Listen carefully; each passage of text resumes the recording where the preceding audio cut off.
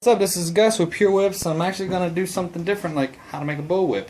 Well, how to make a bullwhip with all bolsters, and it's going to be a mini whip, so it's not going to be bigger than 3 feet, longer than 3 feet, just kind of short. Easy way to tie on your twisted core to an already grinded down piece of steel. I use a 1/8 inch, I believe it's 1/8 inch. No, 1/4 inch. I don't know why I thought it was an 8. Spin it. Give it a nice little spin like this so it ties on. Now it's holding. I've already flattened this out. I'm just going to spin it on, and this holds it pretty tightly.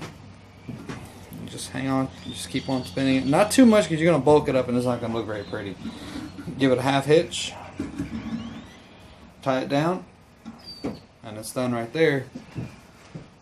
So we're just going to simply cut this little piece off, and then I'll come back for the other part where I show how to attach the first bolster. It's going to be like maybe 2 bolsters at most. Thank you. I'll be right back. Alright, well, I'm back, and I got the other piece cut out. It's just a couple feet long, not too long. I did skive this down a little bit just to thin it out. I'm going to attach it here, and then the length of it, I'm going to stop it right about here. That way there's a nice little taper. And the reason why I bevel this is for the reason of when I put the top layer or the overlay, it doesn't give a big old lump. This is just a bolster method. It's a fast way of making a whip. Nothing that I would suggest doing for a professional whip. Alright, let me adjust the camera a little bit. Let's see if I can. Okay, perfect. Alright, so what we're going to do is I have this little piece of wax thread, and I've threaded it on, or binded it down together, and I've spun it all the way back, all the way to the tip. Now I've went back and I crossed it. See how it's like this? So it kind of, if you were to do this to your finger, go here and then go back and then go forward again, well, it gets harder to bend. Same concept here. Kind of a spring, if you want to talk about that. When we get to this part here, about an inch out, where it starts to bend that way and this way, you want to keep it real close, real tight, and just track it, just trace it, trace itself. Don't overlap it. You'll have an overlap on the one out, but not on the one in. So I just do this, and this keeps it stiff in that area. This is the handle thong junction, which for many whips becomes like a little wet noodle. I hope that bird is not in here.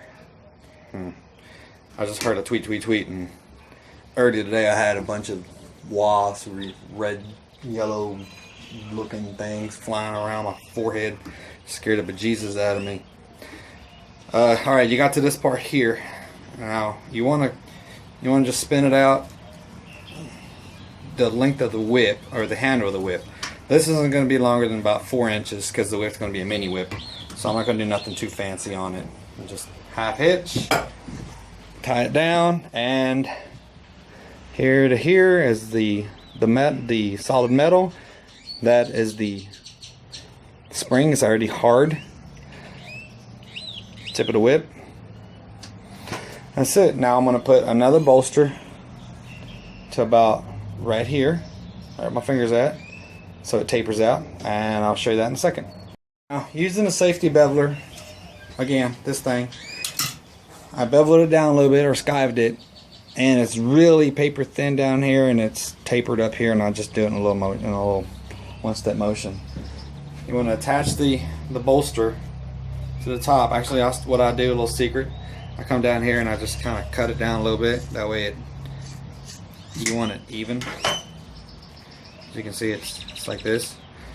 You want to start it off just past the beginning and come over, wrap it up, and just start doing this. And what I do is I spin twice, pull, spin twice, pull, and I don't yank on it because it makes it really unbalanced. And see how there's a little piece of leather sticking out? Well, I need to cut that, so I give it a half hitch, full hitch, whatever you want to call it. I'm not too familiar with proper terminology here. And I just cut along, make it even. I do this for the whole whip now. I'm probably off camera now, so I'm sorry. I don't have a model recording me or anything. And I don't want to do this in a broad spectrum of filming. So I'm just going to do this little part here just to show it out, just to show it. And you just create your own little rhythm. Now this part here, it's got a hump and a non-hump. That's going to be covered by the ring knot. So you don't have to pull that too tightly, but the rest of it you will, in a nice tight motion. Now I keep them separated pretty uniformly. Is that a word? I'm sure it is. I think that bird actually got in here a little while ago. But I'm just going to just spin it. I'm probably off camera. I'm about to be off camera. It's alright. It won't take but a few minutes. I'm not going to take that much of your time, ladies and gentlemen. I'm just doing this for show. This is just a quick way of making a bullwhip.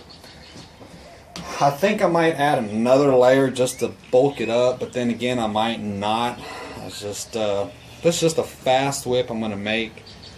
This is part 1 of 2, because the next one's just going to be the overlay and the ring knots and heel knot, and that's pretty much it. I mean, there's nothing really fancy about this whip at all.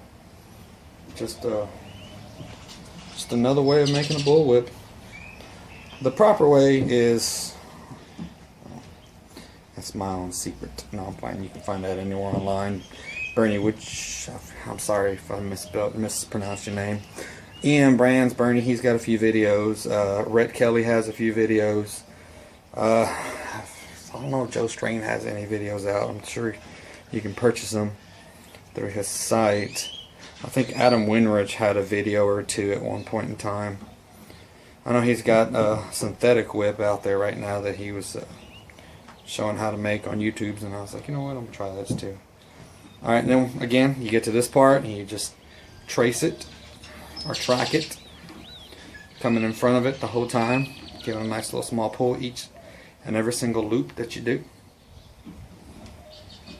This keeps it very stiff for when you go to crack the whip. You don't need that much on a small whip, but the bigger whips, you want to do it for every bolster, every layer, every overlay, not every overlay, not the top one, but every lay. Now you could make a real full-length whip this way. I've done them. It's okay. I prefer to do it with the plaited belly. It's like a 4-plait than a 6-plait or an 8-plait or another 4-plait itself. And then the 8-plait overlay or 12-plait overlay, whatever I feel like doing that day or whatever I got paid for. Spin it around. Half hitch, full hitch, a loop-de-loop thing, and that's it. That's that part there. Now, alright, I got the strands already cut out. They're a little bit wider than what I wanted, but you know what? This is a demonstration. Probably not going to do much with this whip other than just give it to a nephew or something, which is what I've been doing here for the past few times. Rule of thumb is cut the strands almost twice the length of the whip, depending on the width of the strands itself. This, I cut the strands out to about 5 feet instead of 6.5 feet or 6 feet. I think they're a little bit long because the strands are thick. In fact, I made them too thick, I believe, but I'm going to taper them as I go. Just use a little bit of Platin soap and grease them on there. And to do the diamond plait handle, go under, over, like this. Pull the last strand, that one is it. Come over, tighten over.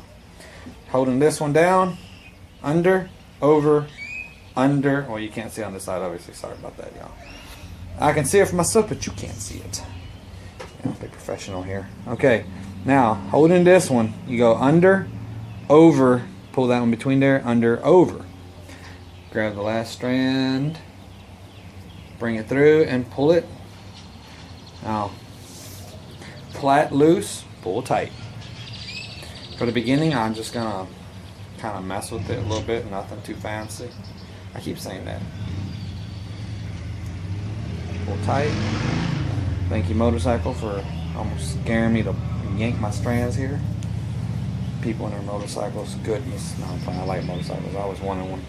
My wife said no, so didn't do it. Said we had a kid. Kid came first. Maybe when she's 18, I might be able to buy me a bike. Then when she's 18, I'll be like, God, I'll be almost 60 years old. No, I don't know. I'm not counting right. Okay, so under, over. Grab this little guy over here. Pull him through. God, why does it look like this? It's not supposed to look like that. Blooper? Nope, not a blooper. There we go. Shove my face on that camera on my big old lips. Yeah, I did that wrong. I thought so. Okay. Alright. Blooper it is. Thank you, motorcycle. I'm going to blame it on that motorcycle. Shouldn't have been so loud. This is a quiet neighborhood. I got yelled at for cracking my whip one time. Hey, you need to quit cracking that whip. What in the hell's your problem? I was like, man, you can call the cops if you want. But your lawnmower at 7 o'clock in the morning sure did wake my wife up, and I told you to turn it off, and you said you can call the cops. So, payback's a mother. That's all I got to say. So, to the people that get mad at me for cracking whips in my neighborhood, whatever. Nah, I've been here about 3 years now. Everybody knows me. We're all great. That guy don't live around here no more. It was like a block over, and he kept saying, man, you're shooting your gun. I said, I'm not shooting my gun. I didn't own guns. Now I do. Because some idiot tried to do a kick door in my house one day. It's like, what in the world? Kick door, I guess they knock. My brother told me this kick door, they knock on your door lightly, and they jiggle the handle, see if it's open. If it's open, you know, I'm sorry, I'm bumping the camera. They come knocking on your door, but he said they scope your house out to see what's there. You know, they don't want to walk into a bunch of weightlifters or MMA fighters and stuff. I'm like, oh crap, I'm in trouble. Or a bunch of hunters, you know. Nah, I got a wife, I got a kid. And they saw that, hey, you know, this is going to be an easy steal. He's got a little 27-inch screen TV we can steal, and a couple bull whips and stuff. And then they jiggle the door. My wife closes the door. She's like, who is it? I can't see you. I said, Christy, get back away from the door. She's like, well, someone's trying to... I said, I know. Just get back from the door. Let me go get my gun. Constantly stayed there. And I went and got my gun, opened the door, and these two dudes looking straight at me. And I looked at them, and I kind of got a little scared. And they looked down. They saw my gun. They kind of darted back. And was like, man, we're just trying to get some help here, man. Y'all get the hell out of here, punks. So, and now I have a gun. More guns. A lot more guns. Can't beat up anybody that comes to the door with a bullwhip. Especially like an 8-foot whip. Might get it caught in a ceiling fan or something when I go to crack it. And this is also why I take jiu-jitsu and done martial arts. And do a lot of stuff. Got a bunch of knives. Got this cool little balisong here. Tanto. Anyways. Yeah, I'm all into kinds of stuff like that. So, alright.